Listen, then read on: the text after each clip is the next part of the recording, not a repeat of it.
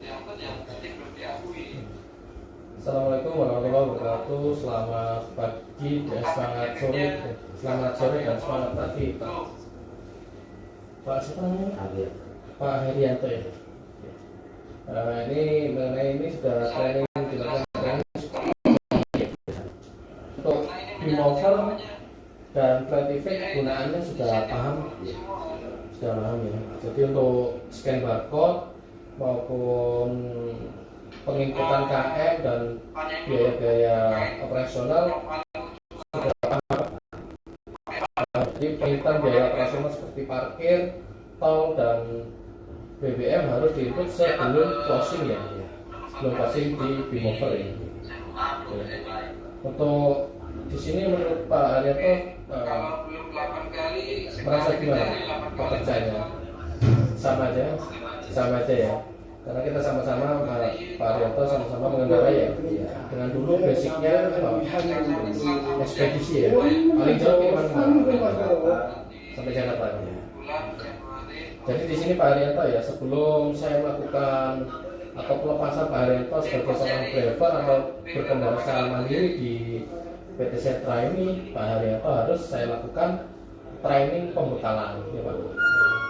Di situ training pembekalan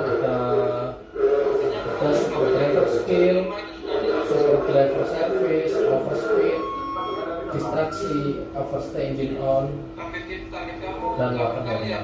Nah, di situ akan saya jelaskan di sesi pembekalan ini Pak Haryanto ya. Nah, di sini ada huruf atau kalimat DMS. Jadi DMS itu dari sebutan dari singkatan Driver Management System. Jadi yang isinya itu Driver Management System yang diatur dari DMS itu isinya standar operasional driver. Oke, operasional lanjut di gambar yang kedua daily inspection console. Mohon dipahami untuk unit kita itu sudah CDD, namun ada juga CDI. Kalau di sini ya Pak Haryanto ya. Nah, di situ jangan lupa untuk unit tersebut harus berisikan solar. Kalau tidak ada perintah dari operasional, terutama OPC, itu tidak boleh pengisian di luar solar. Ya Pak. Jadi kalau misal di pas antri Pak Haryanto ternyata pas waktu pengisian ternyata BBM-nya solarnya itu habis. Nah, jadi tidak harus pertama langsung pengisian slide ataupun yang lainnya Pak. Itu harus ada ACC dari manajemen. Kemarin mencetak loading kerumah sudah ini buana pemilihan SPBU rekaman di aplikasi SPBU PT Setra Prabowo-Kasa. Tidak boleh yang lainnya Pak ya. Jadi mohon diingat. Terus untuk penginputan biaya parkir, biaya dan biaya penyeberangan maupun solar itu harus di sebelum closing trip ya Pak ya. Jadi kalau sudah closing trip terus lupa input, ya itu menjadi beban driver ya Pak Haryanto. Jadi mohon diingat ya. Lanjut di gambar yang ketiga, metode pengecekan kendaraan. Ya, jadi diingat metode pengecekan kendaraan balok, jadi mulai dari ban, sewaktu saya lakukan interview dulu ya, ban, terus air, listrik, oli, dan kelengkapan. Dan untuk ban setiap hari mau cek kerasnya ya, terus setelah itu ketebalan. Kalau semisal tipis, ajukan minimum di ketebalan 2 mm. Dalam 2 mili. Ada sudah nge-share SP. Sebelum mengajukan SPGB itu SP sumber ya. Terus dari tekanan kondisi ban, semisal bocor itu harus. Halo. Baik Pak. Mana Pak Vicky?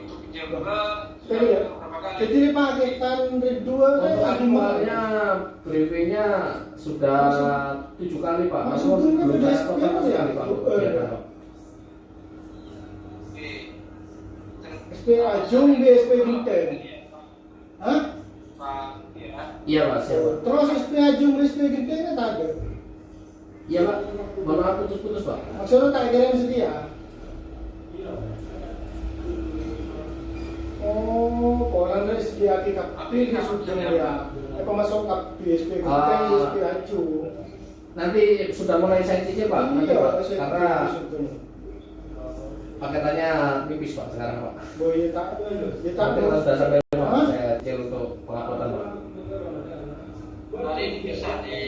Oh, iya lah, berarti boleh sih Saya kayak gitu. usahakan Pak untuk hari ini Pak. Kunis SP Ajung mana ya? Iya. Bisa Pak, diusahakan Pak untuk hari ini Pak. Ya rumah ya laku nah. Mulai apa ya Pak ya? Jadi mulai dari huruf B, mulai dari bar, periksa ya. Misal bocor itu divideokan mulai dari plat nomor ke Kunis SP Ajung bagian sedia. bocor itu divideokan dan kirimkan ke dispatcher ini. Terus untuk air, periksa air radiator untuk harian dan Terserah mas, tapi untuk kan ada mingguan, periksa sekitar dari bulanan, kan periksa bisa kebocoran mas atau dia saluran. sekalian. Untuk air radiator Hah? itu biasanya kan membuka kabin Pak ya. Aku berpikir sedia tidak SP ada Ajung itu. mana loh. Terus yang ada di samping kiri driver karena itu dia harus biasanya sudah ditaruh di kabin Pak ya. Kalau tidak maunya kalau ngecek kabinnya dibuka nanti tentunya pecah, itu menjadi tanggung jawab driver karena kelalaian. Terus kalau sudah membuka pastikan menutupnya harus pas Pak ya. Driver cuma tutup ya yang terpenting tutup terang tahunnya tidak pas. Nah, sehingga tutup tersebut itu hilang itu menjadi akibat menjadi beban driver ya. Jadi minta tolong. Tapi semisal pas waktu buka tutupnya tidak ada, itu langsung konfirmasikan ke dispatcher ya. Jadi agar diketahui siapa yang harus bertanggung jawab itu Pak ya. Nah, terus untuk listrik, periksa lampu-lampu, periksa sambungan aki dan periksa air aki. Jadi lampu listrikan, lampu itu dicek Pak. Kalau mulai dari lampu depan, belakang, sen, kanan, kiri itu semua dicek. Kalau misal putus, tulis plat nomor Pak ya. Plat nomornya ditulis, terus setelah itu KM awal itu ditulis dan langsung minta ke dispatcher Pak ya. Terus untuk sambungan aki, nah, periksa sambungan tersebut tidak goyang atau tidak goyang ataupun tidak patah Pak ya. Karena kalau goyang itu biasanya mengakibatkan aki tersebut itu meleleh di jamur dan di levelnya itu pasti leleh karena airnya itu voltasenya 24 volt. Dan untuk periksa air aki semisal kondisinya kurang itu konsultasikan ke tim bengkel. Nanti dari bengkel akan diarahkan atau pengajuan berhubungan dengan sistem sertifikasi.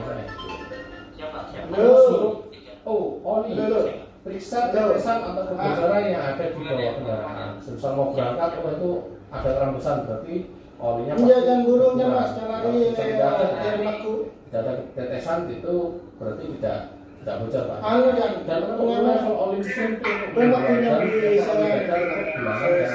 itu bulanan Pak ya. Kalau untuk pintuan untuk level oli mesin itu penambahan di angka 5.000 km.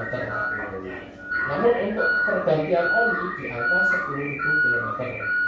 Nah, konsultasikan juga ke tim bengkel Pak yang kapan diajukan, harus diajukan bagaimana. Terus dari kelengkapan Pak Haryanto harus dilakukan sebelum berangkat Pak Haryanto ya. Jadi sebelum berangkat Pak Haryanto harus memeriksa kelengkapan mulai dari baju, seragam dan celana dan sepatu. Dan pastikan KTP dan dompet harus dibawa Pak. Terus handphone, karena handphone ini sangat berperan penting dalam aktivitas. Terus sudah sampai di sini karena Pak Haryanto itu aktif di Jember, itu akan di-share setiap harinya untuk toko-toko yang berkode warna biru Pak. Halo. Nah, toko-toko yang berwarna biru itu pasti ada titipan materai Pak, materai ataupun manualan yang lainnya Pak ya, Pak Renda ya. Jadi kalau misal tidak ada itu Pak tolong ditanyakan. Misal dalam satu paket itu ada 5 toko yang berkode warna biru ada 3, berarti harus ada 3. Semisal tidak ada 3 itu konsultasikan ke desainer. Namun berarti kalau sudah nyampe toko kan ada desain di situ ada 3, nyampe toko cuma ada 2, berarti itu menjadi tanggung jawab driver. Karena di situ untuk serah terimanya asal terima tautannya kurang, atau itu tidak dibenarkan. Jadi harus Pak ini kodenya warna 3. Kalau semisal kodenya ada 3 toko yang mendapatkan materai berarti harus ada 3. Kalau misal tidak ada itu konfirmasikan ya. Terus untuk STNK dan cuci STNK dan timbangan itu harus serah terima yang benar Pak, karena kedatangan pagi itu biasanya berbarengan serah terima Pak. Tahu-tahunya kalau tidak Pak Haryanto tidak paham itu nanti tinggal comot tahunya salah STNK kendaraan lain ya Pak ya. Terus untuk sampai di sini jalankan aktivitas balok tadi Pak. Setelah mengambil STNK jalankan aktivitas balok tadi. Kalau briefing bareng-bareng dashboard ketemu ini dan faktur itu disesuaikan Pak. Setelah itu gembok dan pintu, pastikan gembok dan pintu itu tertutup dengan benar Pak. Ya, Pak. Urutannya dari toko A, B, C, D, E, harus gemboknya A, B, C, D, E. Tidak diterima komplainan ketika sudah toko. Pak, tokonya ini apa? Ini Pak gemboknya itu menjadi salah driver. Kenapa tadi enggak komplain waktu mau berangkat? Gimana ya? Terus pastikan telur tidak pecah ketika mau berangkat. Jadi tidak diberitakan komplain telurnya pecah sudah sampai toko. Itu menjadi tanggung jawab drivernya. Jadi kalau misal ada telur yang pecah, kecuali busuk ya Pak ya, telur yang pecah itu harus konfirmasi sebelum berangkat karena telur itu rawan pecah. Misalnya beranggapan kalau telur pecahnya itu sudah sampai toko, beranggapan dari customer itu drivernya ugal-ugalan di situ lah ya. Lanjut di gambar yang keempat, defensive driving. Nah, ini bilang untuk customer kita harus saya peduli keselamatan itu pedoman Pak Haryanto ketika bekerja dan semuanya lah. Karena ada warga yang menunggu di rumah Pak Haryanto ya. Lanjut di gambar yang kelima, defensive driving. Ini harus dipahami Pak. Arti dari defensive driving itu perilaku pengemudi yang menerapkan metode safety driving sehingga mampu mengidentifikasi bahaya dengan mengambil resiko yang paling rendah. Tujuannya itu tidak menjadi penyebab kecelakaan, dan yang kedua tidak menjadi pemicu kecelakaan, dan yang ketiga tidak terlibat dalam kecelakaan. Jadi yang dimaksud dari metode safety saat berkendara ya tadi Pak, kembali lagi ke metode balok tadi itu harus digunakan. Tujuannya apa ya? Jangan sampai kecelakaan ya, karena ada keluarga yang menunggu di rumah. Karena kalau kecelakaan itu Pak pasti ada tuntutan di situ Pak, tuntutan dari saling membenarkan di situ pasti ya. Jadi kalau kecelakaan itu susah Pak. Jadi nggak tolong selalu ingat. Lanjut di gambar yang ke-6, contoh potensi kecelakaan ada tanjakan maupun turunan. Jadi yang perlu dipahami untuk tanjakan maupun turunan, metode safety-nya itu apa? Ya harus pengecekan rem sebelum berangkat. Ketika mendapatkan tanjakan harus memastikan gigi transmisi itu harus sesuai Pak. Ya. Dan tidak boleh dengan gigi tersebut bisa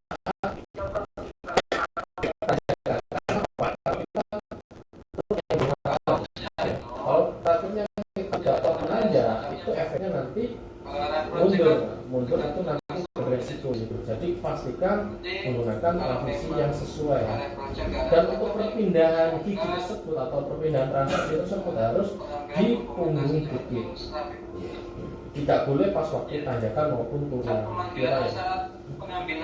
Dan ketika mau turun tidak boleh menetralkan gigi transmisi ya. Transmisinya harus tidak boleh dinetralkan, Pak.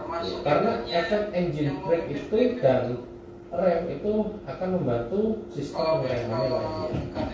Dan untuk gambar yang kedua, lighting kanan ternyata dia belok kiri, lighting kiri ternyata dia belok kiri. Biasanya ketahui ketika sudah motor itu harus dipahami. Metode safety untuk menghadapi gambar yang kedua ini harus ya kita jaga jarak aman, selalu awasi kondisi sekitar. Terus yang ketiga ada perlintasan jalur utama. Pak Haryanto bukan dari jalur utama. Jadi metode safety yang harus dilakukan harus ya jalur utama itu lewat terlebih dahulu, baru Pak Haryanto mengikuti dari belakang. Ya. Itu sudah aturan lalu lintas Pak Haryanto ya. Ketika berkendara Pak ya sama-sama di jalur utama. Namun Pak Haryanto mau memotong, nah, berarti Pak Haryanto dalam posisi bukan dari jalur utama. Jadi jalur utama ini lewat baru Pak Haryanto. Nah, ada truk bermuatan lebih. Metode safety-nya itu jaga jarak aman. Kita boleh mendahului bermuatan tersebut, pastikan atau kontrol emosi kita. Pastikan yang ada di depan itu tidak ada kendaraan lain ya Pak, dari arah berlawanan. Namun kalau ada dari arah berlawanan, pastikan kita mendahului ini sesuai dengan kekuatan unit yang akan kita bawa Pak. Bukannya kita unit pas-pas, tahuannya tidak lutut Pak. Jadi harus paham ya kondisinya ya, kontrol emosi sangat diperlukan. Terus ada bapak-bapak mendahului namun dia langsung menikung Pak ya. Jadi metode safety-nya itu selalu jaga jarak aman, awasi kondisi sekitar 4 atau sampai 5 detik sekali harus melihat kaca spion. Itu sudah aturan tidak seperti Pak ya. Kalau dari segi